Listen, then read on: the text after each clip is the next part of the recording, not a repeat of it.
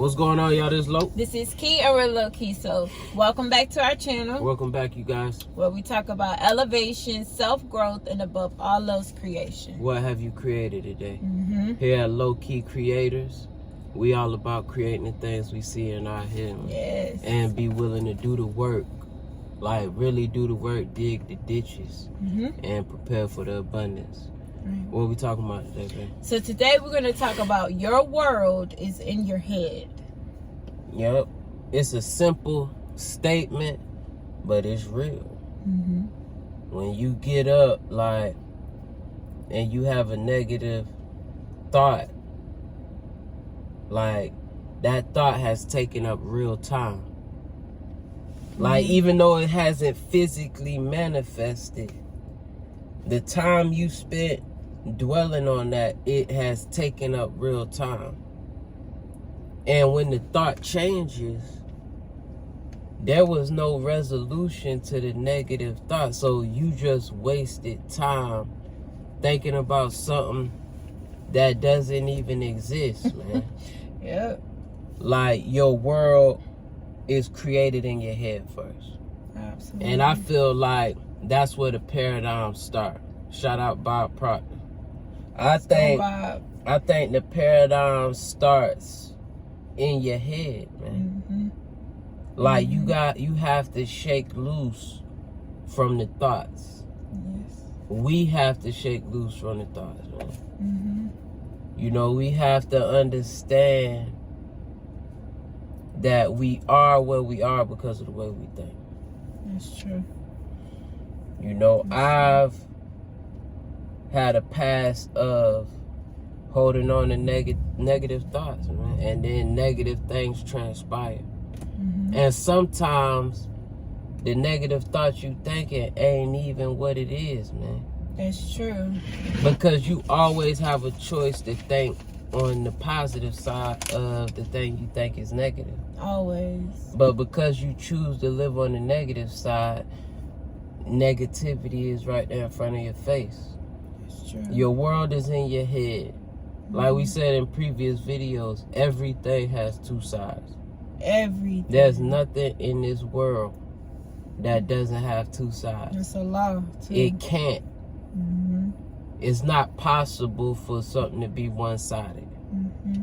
You know, so that means for every negative thing that happens in your head first, there's a positive thing with equal and opposite strength that you can choose to think about.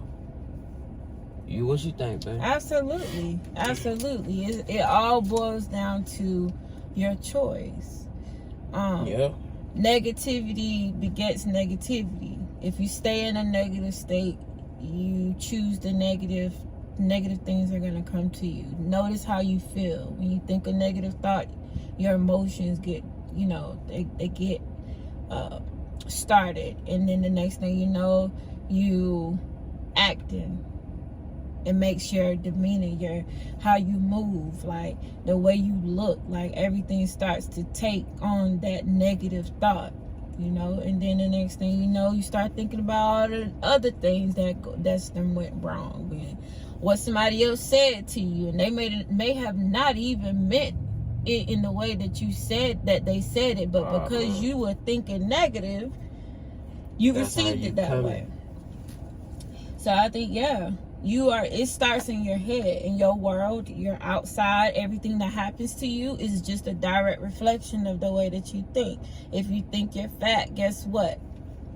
You're fat. That's how you're going to move. You're going to start wobbling. Even if you ain't that, it's in your head, it's man. In your head. Just like a lot of those patients on the 600-pound life or whatever it's called. Once they get the surgery, they stand in the mirror and they be like, I still see a fat person.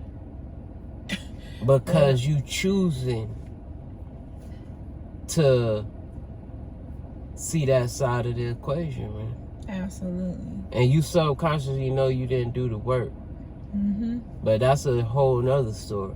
whole nother story. Your world, and that lets you know your world is in your head. Like, you could literally go and get that surgery and lose all of this weight. Not to the people who got the surgery and did the work and maintain. I'm talking about the people who just go and do it to escape the work that comes after. And we know people like that. Exactly. This is not something we don't know. Exactly. They feel like when they look in the mirror, they still that.